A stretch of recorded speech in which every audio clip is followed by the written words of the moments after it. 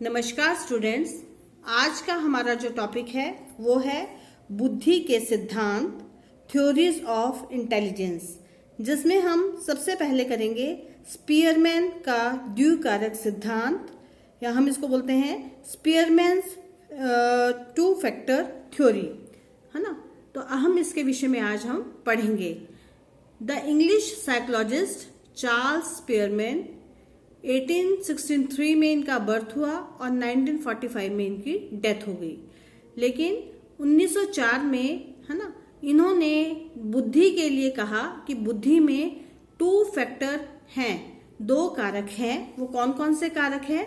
उनके अकॉर्डिंग बुद्धि में जो है इंटेलेक्चुअल एबिलिटी, बौद्धिक योग्यता जो है वो 2 फैक्टर से आती है, 2 कारकों से होती है। एक है द जनरल एबिलिटी, जिसको हम बोलते हैं जी फैक्टर, या हिंदी में बोलते हैं हम सामान्य कारक। दूसरा है specific abilities known as S, S से इसको हम डिनोट करते हैं, जिसको बोलते हैं विशिष्ट कारक। यहाँ पे हम बोलते हैं कि इस सिद्धांत का जो प्रतिपादन है वो स्पीयरमैन द्वारा किया गया था। उसके अनुसार बुद्धि में 2 कारक होते हैं, एक जी कारक और दूसरा एस कारक। जी कारक सामान्य योग्यता का प्रतीक है और एस कारक विशिष्ट योग्यता का प्रतीक है। प्रत्येक व्यक्ति में एक तो देखो जी कारक होता है और कुछ एक जो है विशिष्ट कारक मतलब एस कारक होते हैं। एक व्यक्ति के लिए जी कारक हमेशा एक जैसा ही रहता है, अर्थात स्थायी होता है, कांस्टेंट होता है। लेकिन एस कारक में जो हमारे स्पेसिफिक कारक होते हैं उसमें अंतर होता है। हम बोल सकते हैं the G factor is always the same for the same individual and the S factor varies from task to task. विभिन्न व्यक्तियों में जी मतलब जर्नल और एस कारक स्पेसिफिक कारक जो हमारे कारक होते हैं, फैक्टर्स होते हैं, वो कैसे होते हैं? भिन्न होते हैं। किसी भी क्रिया को करने के लिए जी कारक हमेशा शामिल रहता है और कुछ एस कारक भी शामिल रहते हैं। तो आज हम जो है यहाँ पे जी कारक की विशेषताएं और एस कारक की विशेषताओं के विषय में पढ़ेंगे कि बुद्धि में जो हमारे ये दोनों फैक्टर हैं इनकी क्या क्या विशेषताएं हैं। अब यहाँ पे हम बोलते हैं जी फैक्टर, जिसको हम जी से डिनोट करते हैं, है ना, और जिसको हम हिंदी में बोलते हैं सामान्य कारक या इंग्लिश में बोलते हैं जनरल फैक्टर। इसकी सबसे पहली विशेषता है कि सर्वव्यापी योग्यता, यूनिवर्सल एबिलिटी। देखो, यह जो योग्यता होती है ये सभी मनुष्यों में पाई जाती है। सीधी सी बात है कि कुछ एक विशेषताएं होती हैं जो सभी मनुष्यों में होती हैं, तो उसको बोलते हैं हम कौन सी? Universal ability. जन्मजात योग्यता, इनबॉर्न एबिलिटी। यह जो जन्मजात होती है, इनबॉर्न होती है, ये कैसी होती है? आंतरिक और स्वाभाविक या जन्मजात योग्यता होती है। ये कारक जो है मनुष्यों को जन्म से ही प्राप्त होते हैं, है ना। कुछ एबिलिटीज जो है वो हमें क्या है? जन्म से ही मिलती हैं। हम बोल सकते हैं कि आधुनिक मनोवैज्ञानिक विश्वास करते हैं कि व्यक्ति के गर्भ में आने के समय ही यह निश्चित हो जाती हैं। कौन सी क्वालिटीज? जो हमारी इनबॉर्न क्वालिटीज हैं, तो वो जब गर्भ में ही, व्यक्ति के गर्भ में ही ये आ जाती हैं। उसके बाद हम बात करते हैं कि जनरल मेंटल एबिलिटी, जिसको हिंदी में बोलते हैं सामान्य मानसिक योग्यता। देखो, सामान्य मानसिक योग्यता जो है हमारी, ये भी हमारा कौन सा फैक्टर है? ये हमारी साधारण योग्यता होती है।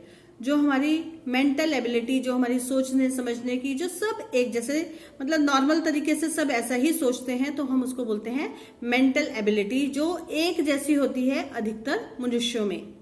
सामान्य मानसिक शक्ति, जनरल मेंटल एनर्जी।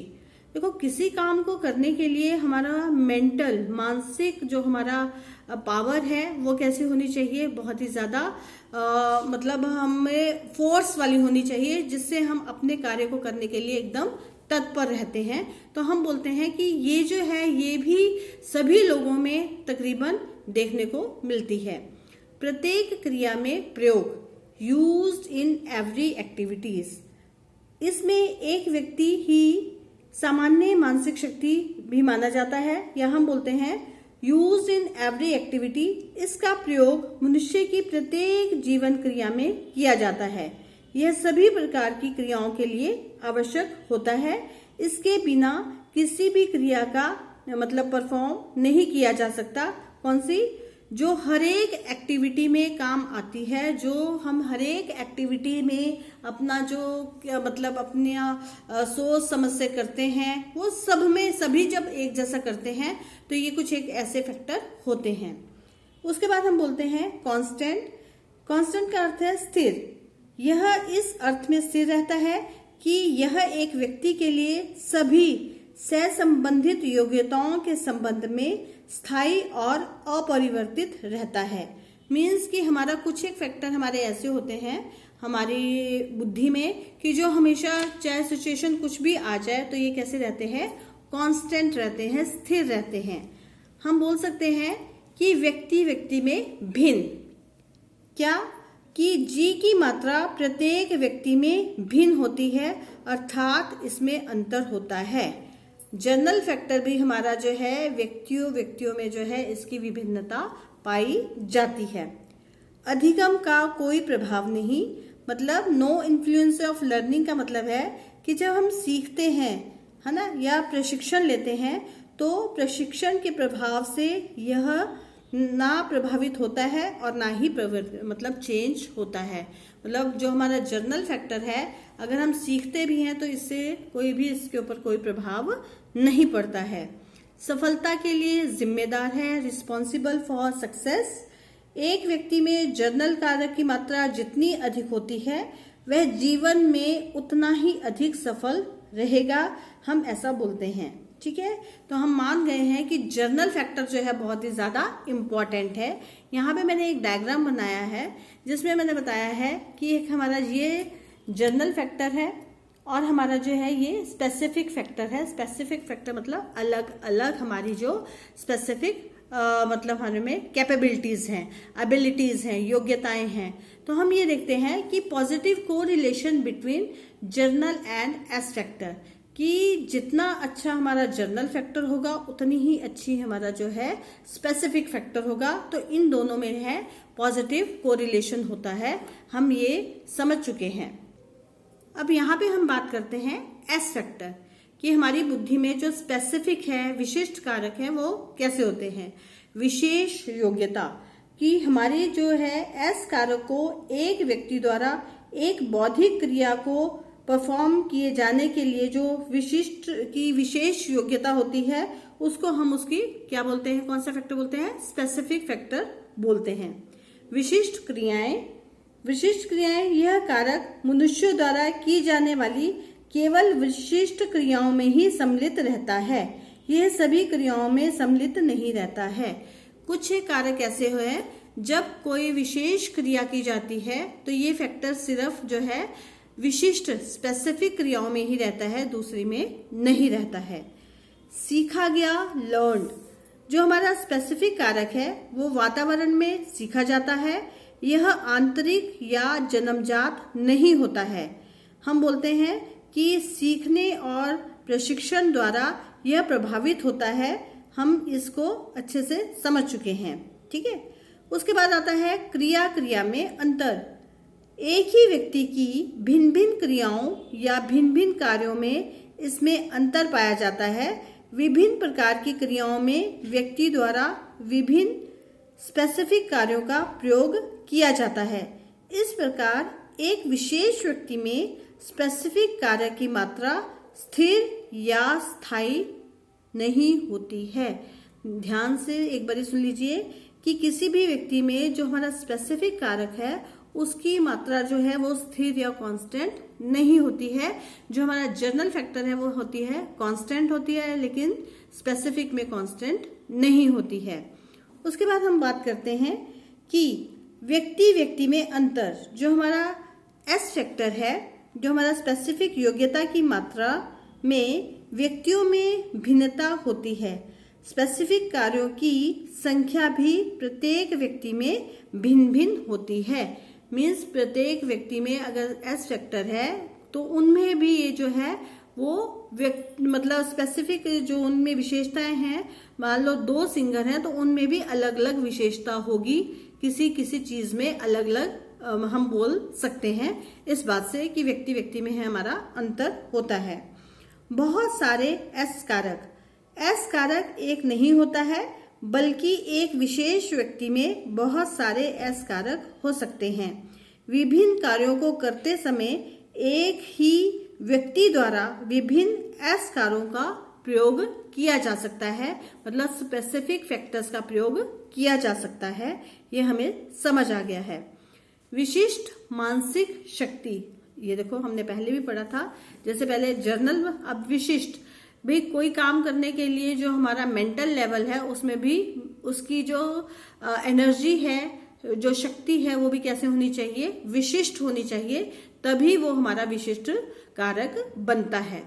विशेष क्षेत्र में सफलता, तो इसका क्या मतलब हुआ कि जी कारकों को व्यक्ति की विशिष्ट मानसिक शक्ति समझा जाता है, ये तो हमें समझ आ गया है। लेकिन हम ये भी बोलते हैं कि एक विशेष क्षेत्र में व्यक्ति की सफलता जो जिम्मेदार होती है वो इसी के लिए होती है, इसी के साथ होती है कि जब व्यक्ति किसी विशेष, जैसे कोई सिंगर बन गया, कोई हमारा जो है स्पोर्ट्समैन बन गया, है ना, कोई हमारा जो है जिसकी लॉजिकल थिंकिंग बहुत अच्छी है, तो हम बोल सकते हैं। यहाँ पे भी मैंने एक डायग्राम दिखाया है जिसमें हमने जर्नल फैक्टर बताया है कि जर्नल फैक्टर हमारा ये है, और इसका जो है सबके साथ बहुत ज़्यादा योगदान है। स्पेसिफिक, कोई मैकेनिकल है, अर्थमेटिक है, हमारा लॉजिकल है, हमारा स्पेशल है। तो हम यहाँ पे अच्छे से समझ चुके हैं कि जो हमारा जी कारक की अधिकता आवश्यक होती है और कुछ अन्य कारकों में जो हम बोलते हैं स्पेसिफिक कारकों की आवश्यकता अधिक होती है। मतलब हम बोल सकते हैं कि कुछ कार्यों में जी कारक अधिक होता चाहिए और कुछ कार्यों में हमारा एस कारक की अधिक आवश्यकता होती है। जैसे मैं उदाहरण लूंगी तो आपको अच्छे से समझ आ जाएगा। उदाहरण के लिए, एक गणित संबंधी समस्या का समाधान करने में जर्नल जी कारक की अधिक आवश्यकता होती है, जबकि चित्रलेखा मतलब पेंटिंग या संगीत में एस कारक की अधिक आवश्यकता होती है। जिन कारकों में जी कारक की अधिकता होती है और एस कारक कम होता है ना, मतलब जिन व्यक्तियों में, हम बोलते हैं कि जिन व्यक्तियों में जी कारक अधिक होता है और एस कारक कम होता है, वे जीवन में पर्याप्त रूप से सफल रहते हैं। स्पियर्समैन ने दिखाया है कि जी और एस कारक के बीच हमेशा काफी सकारात्मक सहसंबंध रहता है। There is a always good deal of positive correlation between G and S factor। एक बारी मैं दोबारा बोल रही हूँ कि जिन व्यक्तियों में G जर्नल कारक की अधिकता होती है, अधिक होता है, अच्छा होता है, और S कारक स्पेसिफिक कारक कम होता है, वे जीवन में पर्याप्त रूप से सफल रहते हैं। तो ये हमें आज जो हमारे को स्पियर्समैन ने 2 फैक्टर थ्योरी बताई, 2 फैक्टर बताए, उसके विषय में आज हमने पढ़ा। Thank you class.